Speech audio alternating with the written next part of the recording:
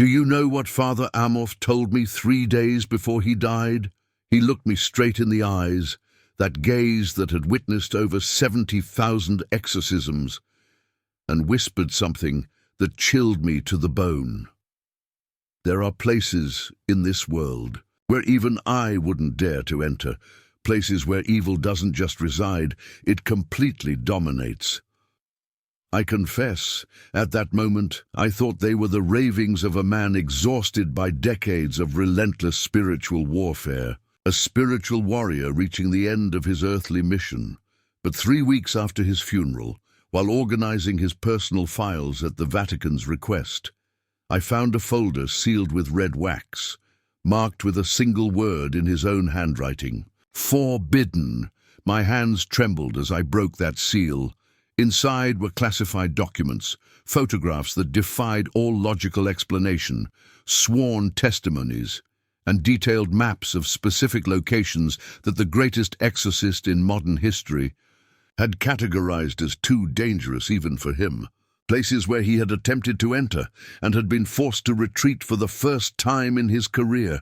Can you imagine the magnitude of this? A man who had faced the darkest manifestations of the underworld head-on, who had witnessed impossible levitations, simultaneous multiple possessions, phenomena that doctors and scientists couldn't explain, admitting in writing that there were places where he couldn't set foot without risking not only his life, but his eternal soul. But before I reveal to you which specific locations he considered forbidden and why, I need to ask you a question that might completely change your perspective on the spaces you occupy daily. A question Father Amorth posed to every family who came to him desperate for help.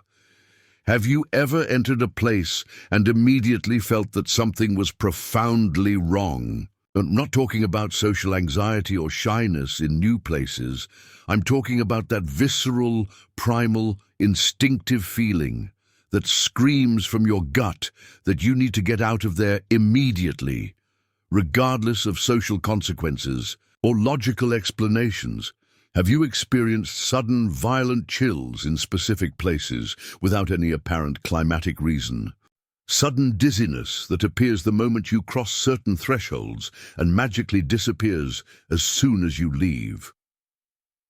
That inexplicable but absolutely convincing feeling that something invisible, malevolent and conscious is watching you from the shadows, studying you, evaluating you. Have you ever felt that the very air in certain places is denser, heavier, as if it were charged with a presence you can't see but can feel pressing against your skin? Have you experienced that inexplicable urge to pray or touch a religious object when entering seemingly normal spaces? If you have felt this, if you have experienced even one of these sensations, let me tell you something that will completely impact your understanding of the spiritual reality that surrounds us. According to Father Amorth's meticulous records, based on over 4 decades of systematic research, 89% of people who experience these sensations are correctly perceiving the presence of active negative supernatural forces in those places. It's not your imagination playing a cruel trick on you. It's not social anxiety or irrational phobias. It's not psychological problems that you need to medicate or ignore. It's your spirit, created in God's image and likeness, recognizing a real spiritual danger and sending you warning signals to protect you from a threat that your physical senses cannot detect, but your soul perceives with crystal clarity. Father Amorth personally documented over 3,000 specific cases where completely ordinary people, without any prior spiritual training, without advanced theological knowledge, without experience in discerning spirits, had correctly identified places infested by demonic forces, simply by trusting these initial sensations that most modern people have learned to ignore or rationalize. People who entered seemingly beautiful and well-maintained homes, modern buildings with excellent reputations, even historic churches, and places considered sacred, and immediately felt without a doubt that something was profoundly, fundamentally wrong in those spaces. And here's what disturbed me most when I studied these cases. In 94% of the documented situations, subsequent investigations confirmed that those people had correctly perceived active demonic presences that other visitors had ignored or rationalized for months or even years. Tell me right now in the comments if you've ever had such an experience. Describe specifically where it happened and exactly what you felt at that moment. It doesn't matter if it sounds irrational or if other people told you it was your imagination. According to Father Amorth's research method, these first-hand testimonies are absolutely crucial for identifying geographical patterns of infestation in specific locations and for helping other people who may be facing similar situations without knowing how to interpret them. But you need to understand something fundamental about Father Amorth before I reveal to you which specific places he considered so dangerous that he preferred to avoid them completely, even being the most experienced exorcist in the world. Because we're not talking about just any well-intentioned priest with good ideas about spirituality. We're talking about the man who performed more exorcisms than anyone in the documented history of the Catholic Church. 70,000 official exorcisms, meticulously documented, verified by independent witnesses, many performed in the presence of specialized doctors, internationally recognized psychiatrists, and other secular witnesses who arrived completely skeptical and left profoundly disturbed, forever transformed by what they had witnessed with their own eyes. For 30 consecutive years, he was the official exorcist of the Diocese of Rome, a position that required not only exceptional theological knowledge, but supernatural courage to face cases that other priests considered too dangerous or impossible to solve. He founded the International Association of Exorcists, an organization that brought together the world's most experienced specialists in direct spiritual warfare. He wrote books that became mandatory reference manuals for priests worldwide who needed to confront demonic manifestations in their parishes. But the most impressive thing about him wasn't his official credentials or institutional recognition. No, it was his utterly supernatural courage in the face of situations others considered spiritually suicidal. I've read documented accounts of cases where he entered completely alone, places where entire teams of experienced exorcists had flatly refused to go, homes where entire families had fled in panic after documented physical attacks witnessed by civil authorities, buildings where even demolition crews refused to work after experiencing inexplicable phenomena that left them psychologically scarred, places where the mere presence of unprepared individuals caused immediate and violent supernatural manifestations, places where video cameras inexplicably malfunctioned, where electronic equipment consistently failed, where the temperature dropped 20 degrees Celsius without any possible physical explanation. In Naples, in the winter of 1987, he was urgently summoned to a 17th-century villa. 3 different exorcists, each with over 15 years of experience, had suffered such severe physical attacks that one ended up hospitalized for 2 weeks, with inexplicable marks appearing and disappearing on his body, following patterns forensic. Doctors couldn't explain. The second exorcist completely lost his voice for 6 weeks after a single prayer session on that property. Specialist doctors found no physical damage to his vocal cords, no medical explanation for the total loss of speech. He simply became mute after attempting to bless a specific room in that villa. The third exorcist, a man with 20 years of experience in extreme cases, simply refused to return after the first visit. When asked why, he only replied, "There are things even an exorcist shouldn't face without preparation that goes beyond everything I've learned. Do you know what Father Amorth did when he received this information? Do you know what his response was to 3 consecutive failures of experienced exorcists?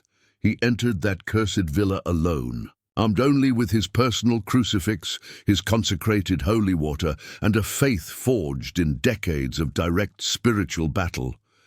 And he remained there for 6 consecutive hours, confronting manifestations that the neighbors would remember for the rest of their lives. Residents of nearby houses reported inhuman screams emanating from the villa, voices in unidentifiable languages alternating with silences so profound they seemed to absorb all the neighborhood's sounds. Windows violently opening and closing without any wind, creating a rhythmic noise that sounded like sarcastic applause. The temperature around the villa dropped 15 degrees Celsius only on that specific property, while the rest of the street maintained a completely normal climate. Thermometers in neighboring houses read 18 degrees Celsius, while thermometers placed near the villa registered 3 degrees below zero.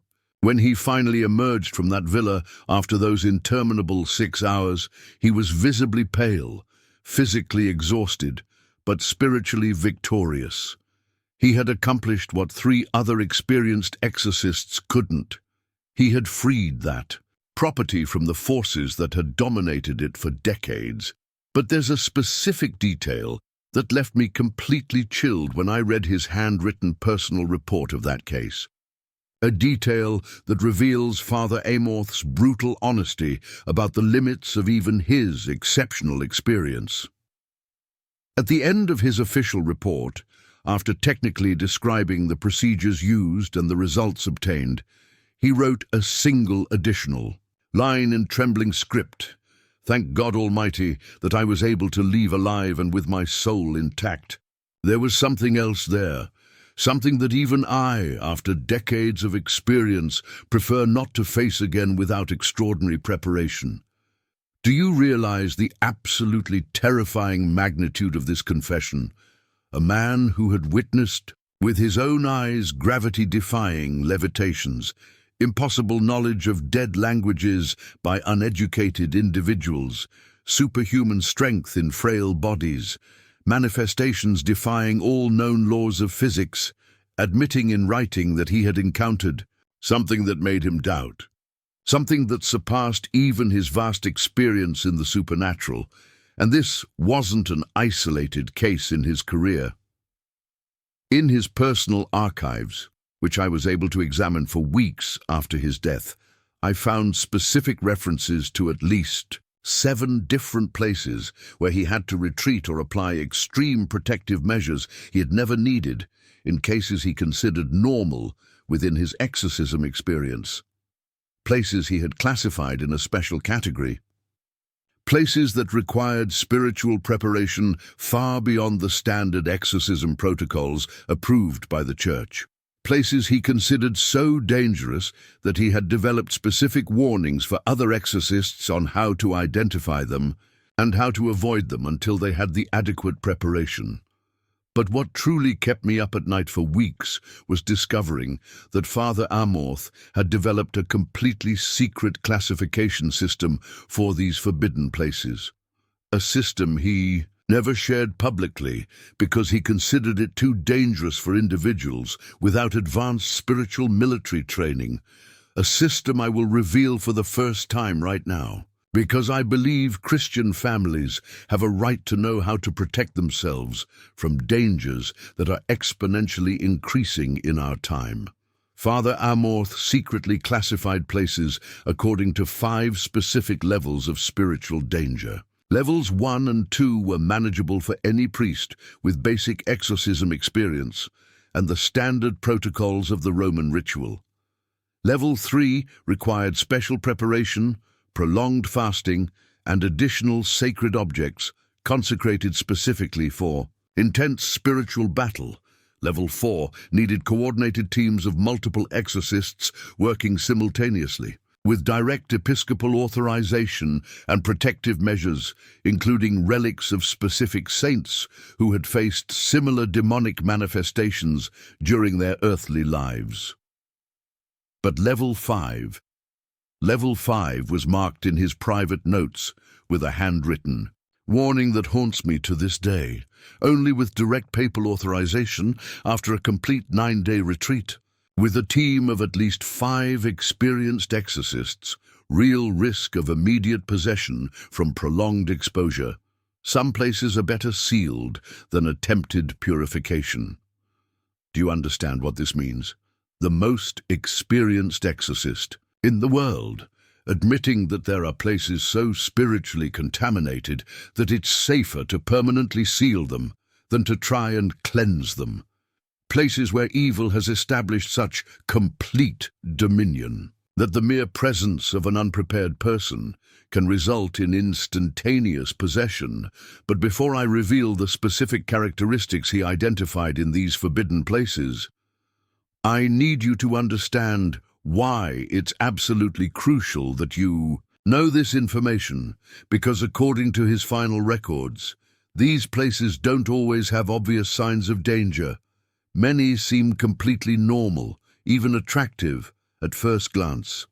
In fact, he documented specific cases of families who bought beautiful, perfectly maintained homes in respectable and seemingly safe neighborhoods, having no idea they were moving into what he classified as territories of complete demonic domination. Christian families, people of faith, who within days began to experience phenomena that psychologically scarred them for life. And the most disturbing thing of all is that according to his statistical research from the last 10 years of his ministry, the number of these forbidden places is increasing at a speed he described as exponential and terrifying. In his final notes, written just 3 months before his death, he expressed a concern that kept me awake at night. I am documenting the emergence of new centers of demonic dominion at a rate I hadn't observed in my first 3 decades of ministry. It's as if the forces of the underworld have found more efficient methods to establish territorial control over spaces that previously remained spiritually neutral. After meticulously analyzing thousands of documented cases over 4 decades, Father Amorth identified exactly 7 signs that consistently appeared in the places he classified as Level 4 and 5. Signs he learned to recognize after experiences that almost cost him his life, and which never fail as indicators of extreme spiritual danger. First sign that we should never ignore under any circumstances: the inexplicable and systematic alteration of the behavior of domestic animals. Father Amorth documented that in 96% of the places classified as Level 4 and 5, animals displayed behaviors that defied any known veterinary, ethological, or scientific explanation. I'm not talking about simple occasional nervousness or shyness in new environments. I'm talking about completely trained and socialized dogs, categorically refusing to cross specific thresholds, even with their owners trying to physically force them with leashes or food. Cats developing completely obsessive walking patterns, always avoiding certain specific areas of houses, as if there were invisible physical barriers that only they could perceive. Birds dying suddenly without any symptoms of illness when placed in cages within specific rooms. In a documented case in Florence that obsessed me for weeks, a family noticed that their German shepherd, normally protective, confident, and brave, began to literally hide under the bed every night, exactly when the sun set, trembling uncontrollably until dawn, but only in that specific house. When they took him anywhere else, his behavior was completely normal and balanced. Do you know what Father Amorth discovered when he thoroughly investigated the history of that property? The house had been deliberately built on the foundations of an ancient villa, where, according to notarial documents from the 16th century that he located in municipal archives, systematic and organized satanic rituals had been performed for more than 20 consecutive years. But what really disturbed me deeply when I read this specific case was this detail. When Father Amorth brought his own trained dog, an animal that had accompanied him in hundreds of exorcism investigations without ever showing any signs of fear, that experienced dog began to manifest exactly the same symptoms of terror as the family's dog. An animal specifically trained to assist in cases of supernatural manifestation. Suddenly paralyzed with terror on that specific property, Father Amorth wrote, "When my own spiritual battle companion shows fear, I know we are facing something that transcends even my experience." Second absolutely infallible sign: localized. Temperature fluctuations that violate the basic laws of thermodynamics. I'm not referring to seasonal air currents or mechanical problems with heating or cooling systems. Father Amorth systematically measured temperature differences that consulting physicists confirmed as impossible according to the known laws of heat transfer. Rooms where one side registered 22 degrees Celsius and the other side, only 2 meters away, registered 1 degree below zero. No open windows, no air conditioning systems running, no identifiable physical source that could explain. In this anomaly, even more disturbing, these zones of abnormal cold always coincided exactly with the places where people reported the most intense sensations of conscious malevolent presence, as if the temperature were a measurable physical indicator of the concentration of supernatural entities. In his technical notes he wrote, "The coldness of evil is qualitatively different from the natural cold produced by environmental factors. It penetrates the bones in a way that no earthly heating can effectively counteract. It's a cold that comes literally from another dimension of reality." Third sign he considered diagnostic and unmistakable: systematic technological alterations without any identifiable technical cause. Electronic equipment working perfectly anywhere else in the world, but failing consistently and repeatedly in specific locations.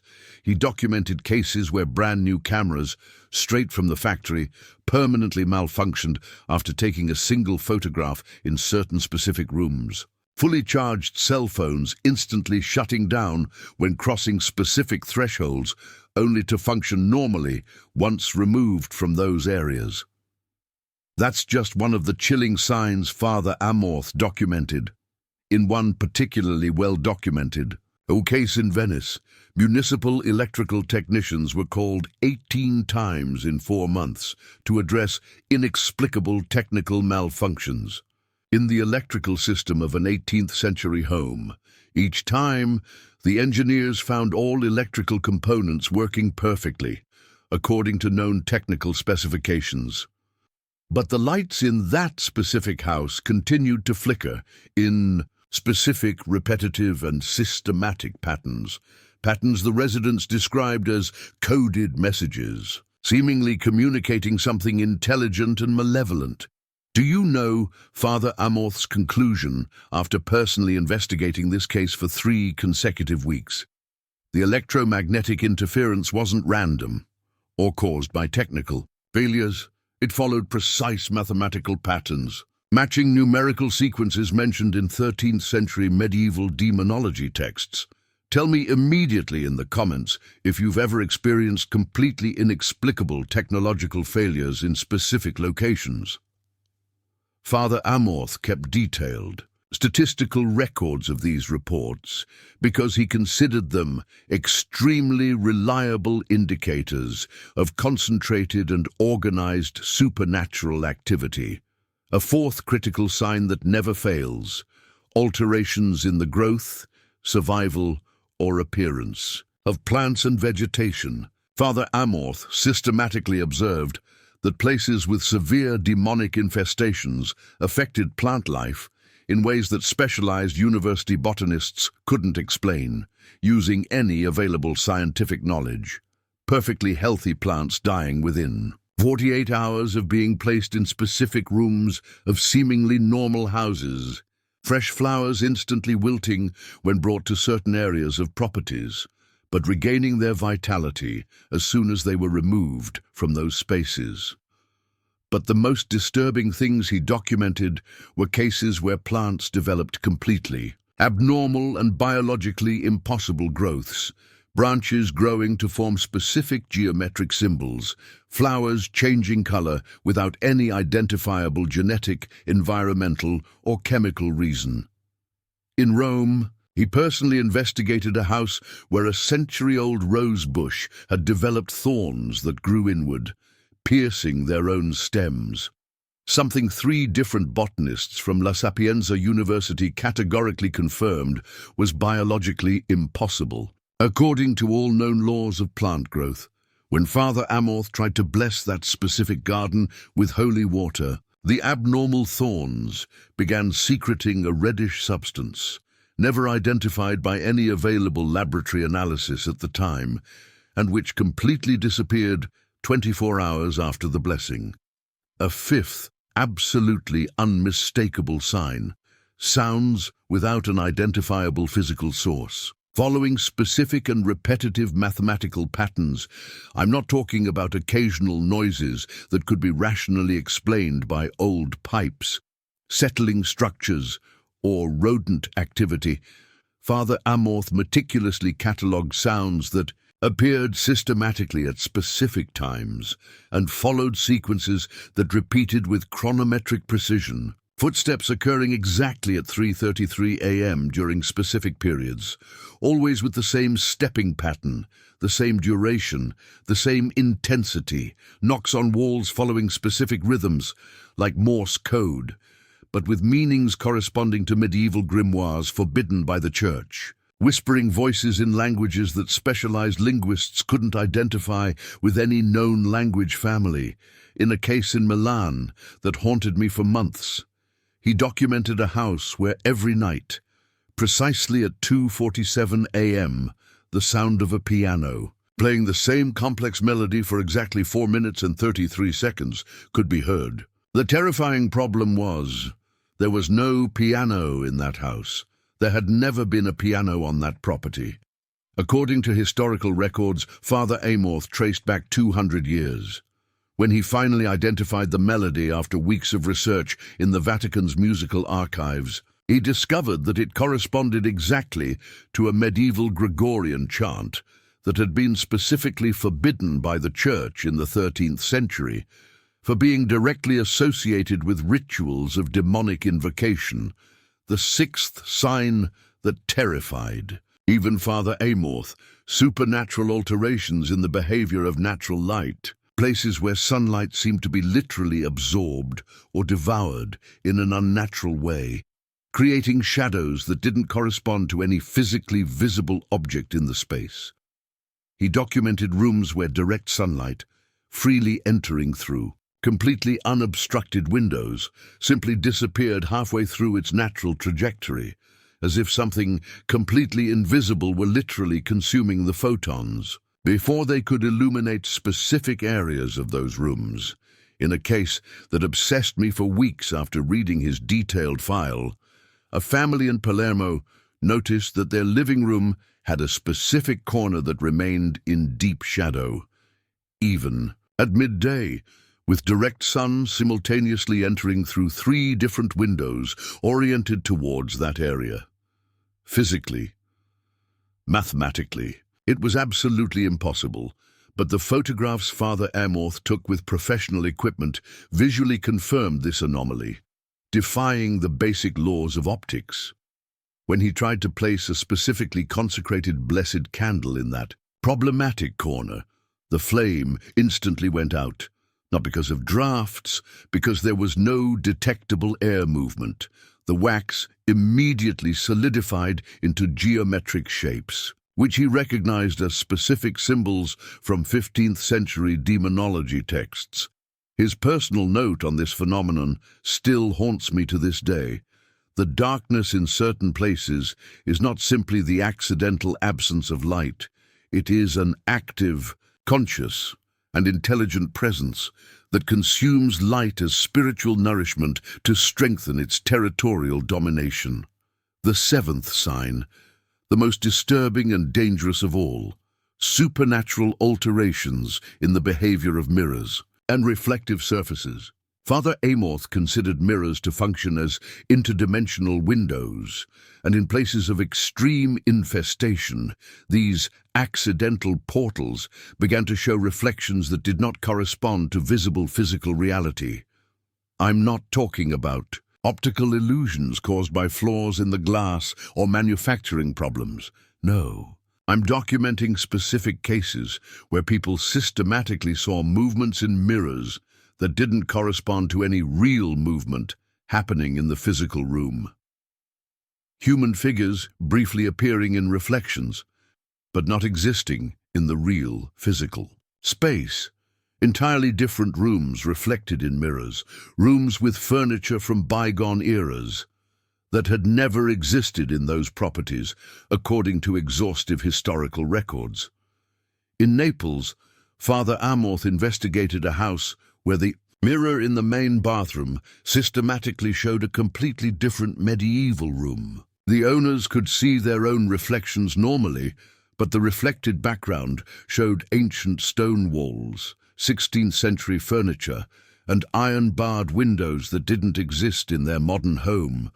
When Father Amorth attempted to bless that specific mirror with holy water, it shattered instantly, in a fracture pattern forming a recognizable image, an image that corresponded exactly to a specific demonic symbol he'd found in a forbidden 14th century grimoire. His technical notes on this phenomenon terrify me. Mirrors in territories of demonic domination do not reflect present reality. They reflect the reality that infernal forces want to physically manifest. They are interdimensional windows to the underworld, opening gradually. Now, after more than 15 years meticulously studying these cases, I can categorically confirm that when these 7 signs appear simultaneously in a specific place, we are facing what Father Amorth classified as a territory of complete demonic domination, places where the forces of the underworld are not just occasionally present, but have established absolute and permanent control over the physical reality of those spaces. But here's the most disturbing revelation of all his research. According to the exhaustive documentation he kept for decades, these forbidden places weren't always like this. Most were completely normal and spiritually neutral locations that gradually transformed due to specific human activities that acted as systematic invitations for the establishment of demonic domination. In his historical investigations, he uncovered patterns that kept me up for weeks. Houses where Ouija boards had been constantly used for months. Buildings where organized seances were systematically conducted. Properties where hallucinogenic drugs had been consumed specifically in ritualistic contexts of seeking supernatural experiences. But he also found far more subtle cases that chilled me to the bone. Places where extreme pornography had been obsessively consumed for years.